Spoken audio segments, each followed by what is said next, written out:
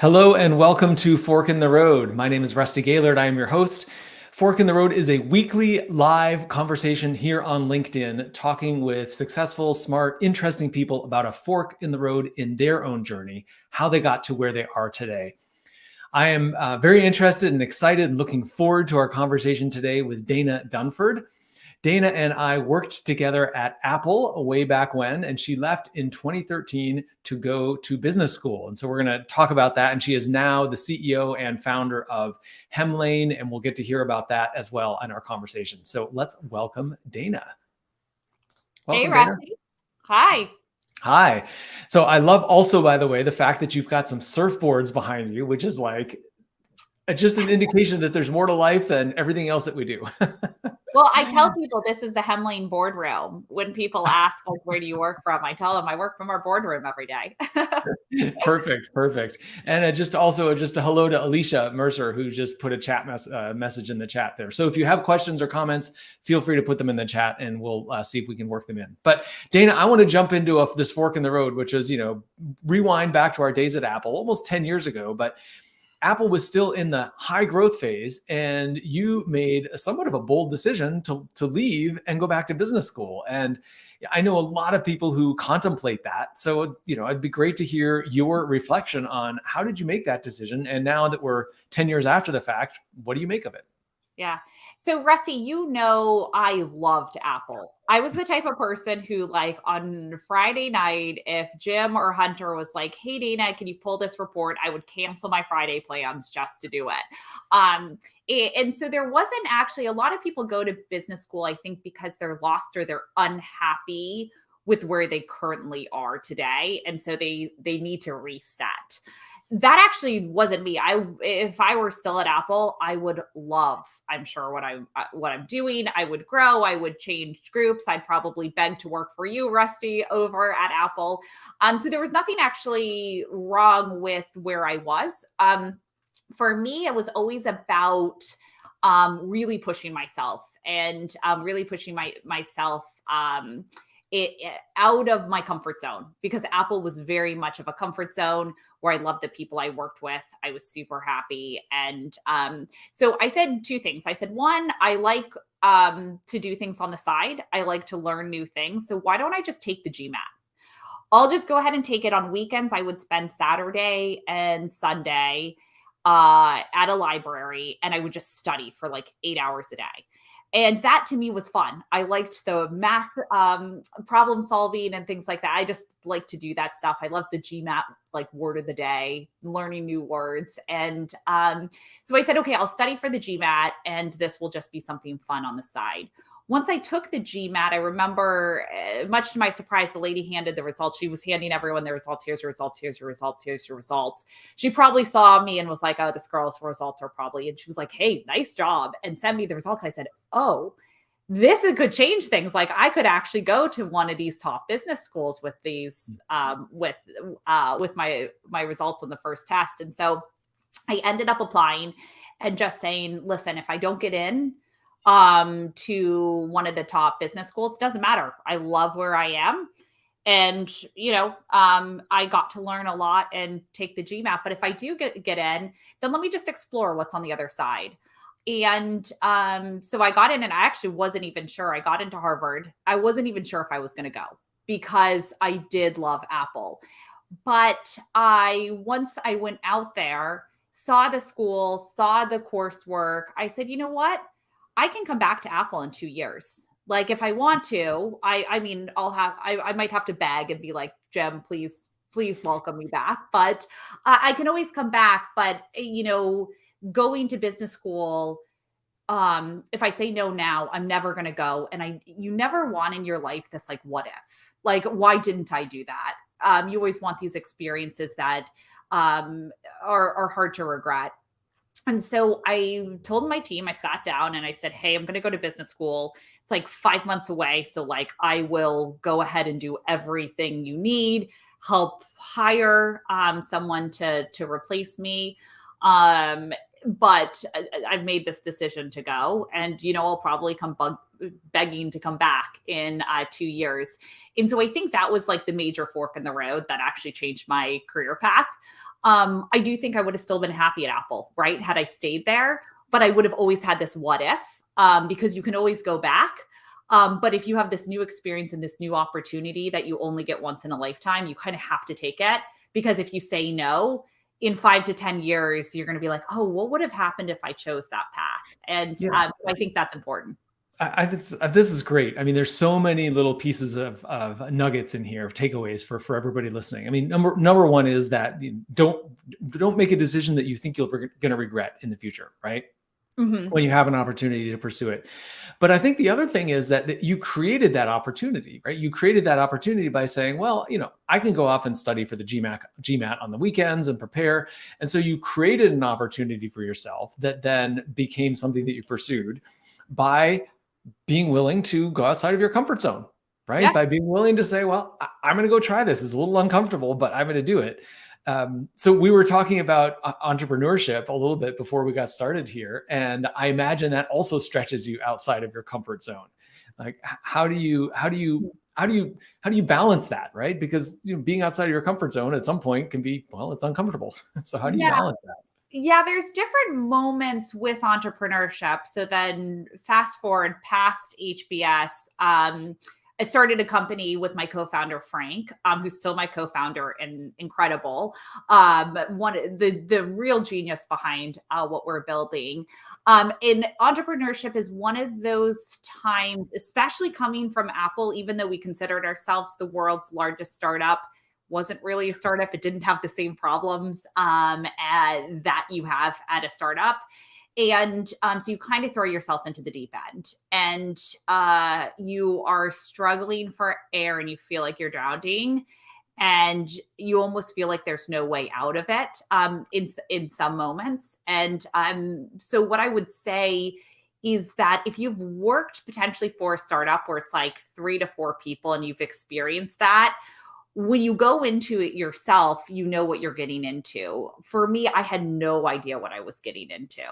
I had the opportunity to go back to Apple, to go to Nest. I had interned there, so Google, and had chosen this other path to say, okay, I'm going to start a company.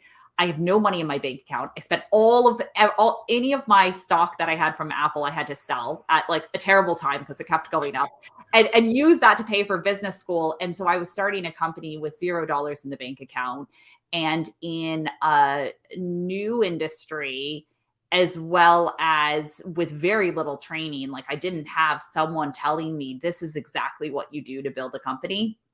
And so that is really difficult. And for every entrepreneur, I think it's a different point or a different challenge, and no one experiences the same challenges. But there is there is this kind of like respect for someone who's been through it, because that emotional roller coaster, they've been through it, maybe at a different time in their entrepreneurship journey, but that they've had to go through that and had struggles that you can actually relate to. So how did you come to that decision to start a business rather than going back to Apple or Google? I mean, you had at least an entry point into both of those companies, right? Yeah. Some of the biggest tech companies in the world, tons of people would love to work there. How did you make that choice to go off and start a business rather than go back to a larger corporation? Yeah, so I think the people around you will define who you are. And I've always said you just hang out with the smartest people and surround yourself by smart people. And I would never have started Hemlane if it weren't for my co-founder Frank. I had a very unique situation where I was introduced to a full stack engineer, Frank, who's an incredibly thoughtful product leader and also just a good person, who was really challenging the status quo. And having this opportunity to work with him, and that only comes once in a lifetime. People say 50% of startups do fail because of co-founder dynamics. And there's a book, Noam Wasserman's book on founder dilemma, that talks about that.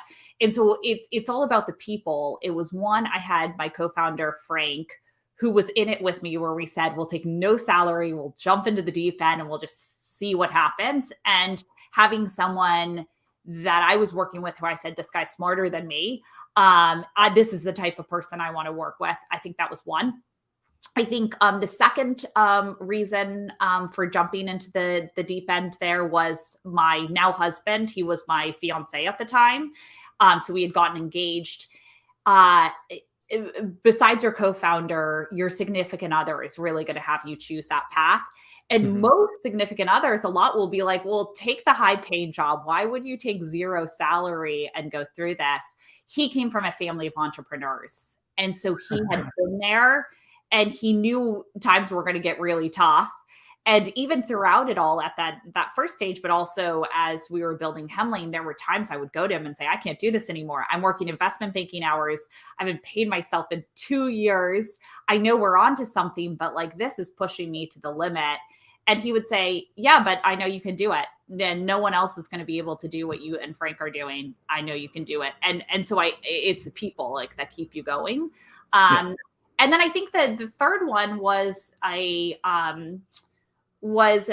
professor I had at HBS. So I'd written a paper about the future of real estate investing and how real estate would be managed. And I said, this is the future of how we see this industry transforming. And we're talking about 10 years down, and we're like at the start of it to build this. And wrote a paper. And then the day after business school, he said, what day do you graduate? I said, Saturday, obviously. And he said, great, come into my office on Sunday. And he wrote me a check and he said, you and Frank go build this. And he had seen me working in the iLab on this during school. And so that was another person who really defined that of, okay, someone believes in us. Like there's someone who is not blood, not my family, not my co-founder, but someone who sees that we're working on a really hard problem. And that was a really cool experience that helped define and say, okay, now we're going to go build this. We have, it was a $30,000 check. We had it last over a year to like support ourselves and the company. And we used that 30,000 to not even focus on investors, just focus on the big problems in real estate and how we would solve them. That, so once again, for those of you listening, there are so many little takeaways and nuggets out of this. One of the things I just heard you talk about, Dana, is the power of the people around you, right? Yeah. And there's your co-founder and there's your spouse, and you expect those people to be invested in your success. Of course they are, because they're your family, they're your partners and all of that. But the value also of having somebody outside of that close circle who believes in you and supports you and offers a different outside perspective. And so, in this case, you're a professor who got you started, and I imagine you continued to have some kind of interaction with this person as well. But having an outside person who's there to believe in you. So I'm curious for you, Dana, as you've progressed in the business, and as you have, you were describing earlier, you guys closed a financing round earlier, a funding round. How have you thought about building the people around you? Because you just talked about how important it is to be thoughtful about having smart people and shared values and so on, so you don't end up in those kind of dilemmas. Yeah. How have you thought about surrounding yourself with the people? Like, what do you look for in the people around you? Yeah, there are some founders and folks in business who are very calculated with who they hang out with. In other words, they're like, oh, I'm going to invite these VCs over for dinner because I want money from them, or like whatever it is. There's some people who are very calculated. I'm like a different extreme. I don't care, like the people I hang out with, I don't care what field they're in. They can be a doctor, they can be a musician. Who I want to surround myself with are like people at the dinner table who are passionate about what they do and have these unique perspectives where you kind of walk away from the dinner and you're like, oh my gosh, I just learned so much about something and I saw their passion through it. And so that's kind of how I build my community, is of people who are super passionate. And it's pretty easy to do that because at Hemlane, when we hire, like we interview about 100 people for a position and only hire one person, but they are so passionate about it that it's that energy comes back to you when you start learning from them, and they're spending their weekend solving some complex problem and you're learning about it. And so trying to surround yourself by those people. And I think in the startup world, it's slightly easier to do that. However, I think because startups, until now with the market changing and the correction, which is probably a good thing, I think there were a lot of people that went into startups not because they wanted to solve big problems. I think they went into it because it was cool. And they almost thought of it as like a get rich quick, which is like not how it works. If you talk to any of these entrepreneurs, that's not entrepreneurship. And so for me, you have to kind of get rid of some of that noise, but you can kind of sense it or feel it of like, this person's just starting a company because they think they're going to be, the next Uber or whatever. They're not that's what they're looking at versus solving a real pain point. And then that's what drives growth and innovation. But I think in the startup world, it is slightly easier to surround yourself by those types of people. In the corporate world, it depends on where you are. Like at Apple, I feel like there's a lot of people who are super passionate about what they do, and they don't think of it as a job. They think of it as building innovation and changing the world. But I think there's some people who are in this rut where they're like at a company where no one's passionate. They think it's a 9 to 5. They're checking their phone of like, when's 5 o'clock to get out of here? And they're doing it more as a checkbox. And if you're in one of those environments, that's where it's like, how do you get out of it? How do you change and surround yourself by people where it's very thoughtful, it's very passionate, and it doesn't matter what they're doing, but they love their life. They love what they do. They love going to work type thing. Yeah. Well, so one of the things I hear in this conversation, Dana, is a pretty clear viewpoint on the kind of who you are, the kind of people you want to be surrounded with, and your style as an entrepreneur. I'm curious how you came to that. Is that something that was just, was natural to you? Did you sit down and think about it? How did you get to a place where you felt confident as a leader, as an entrepreneur, now leading a team of people, leading a company? How did you find your own direction and your path? Yeah, I think you lead by example of like who you are, because there are certain entrepreneurs where they are much more further removed from their team and who they're working with, and it's a different type of management style. Even at Apple, when I was there, it's always like, well, why? Like, let's dive into the details. Let's do this. Let me like learn from you. And so at Hemlane, we have a very collaborative style. For example, I mean, we don't really have titles. You'll never see me write like CEO in any sort of email signature, very similar to what we had at Apple, because I think of it as more of this collaborative team working together. And so surrounding myself with people who are like that have the same style of working together, learning from each other, and being passionate about solving a problem rather than their title or their status, I think just innately is kind of part of the DNA of the organization, which is helpful because, we don't have this hierarchy and this kind of, this is where we're looking to go in like a title. It's more of like, this is the problem we're trying to solve. And everyone here at Hemlane is trying to solve that problem. And it sounds like that was your, that's what you learned and experienced working at Apple, and you liked that. And so you brought it with you. So it's like you kind of picked up these pieces from your past and say, this is a way that I like to work. And you brought that with you and shaped the organization at Hemlane around some of those values or principles. Yeah, exactly. I mean, there were certain things at Apple that I loved. Most of it I loved. There were a couple of things I didn't take from Apple. And I took actually more for the like Nest style or Google style of doing things. But the things that I loved at Apple, which was most of it, is I learned a lot from that and brought those building blocks over to make sure that our culture was similar at Hemlane. Yeah. Well, it's interesting. You've worked at some of the larger tech companies, and now you've got your own business. And I'm curious, as you look at kind of cultural, different cultures of organizations and different leadership styles, in your opinion, and I know this is just an opinion, but what do you think are some of the key attributes of leadership, the key attributes of someone who's successful in building an organization that delivers great products and innovations and great work? Like, what do you think are some of the key attributes of those people specifically? Yeah. So I think the first is empathy. Uh, at Hemlane, it's not about you or like, revenue growth or user growth. It's more of like, how do we solve this problem for a customer? Because Mhm. when we do, then just more customers come. Right.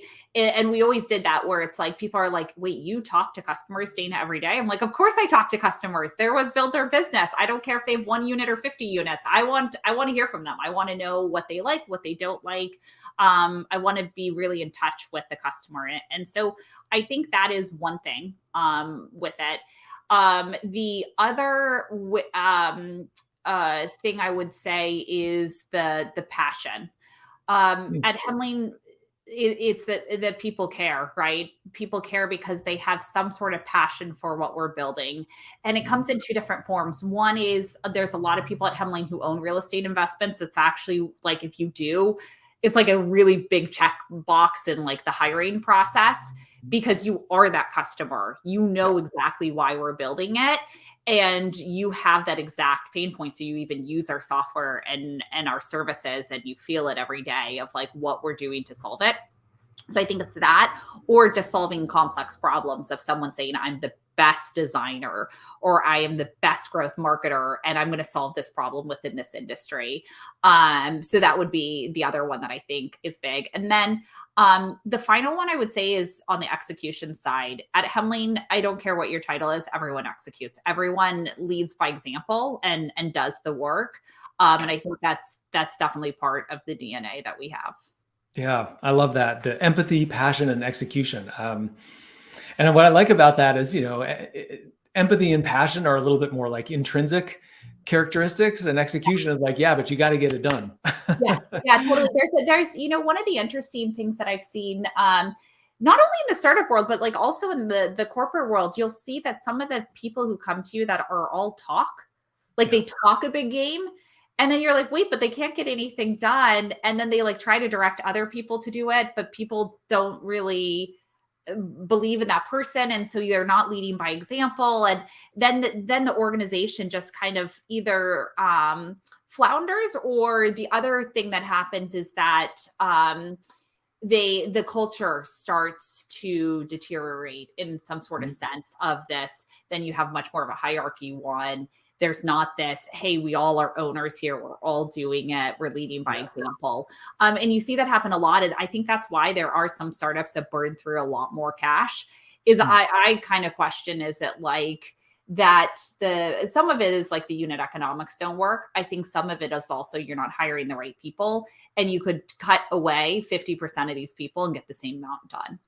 Mm. That's fascinating. Yeah. Well, this comes from the person who stretched the first $30,000 for a year. So Yeah, exactly.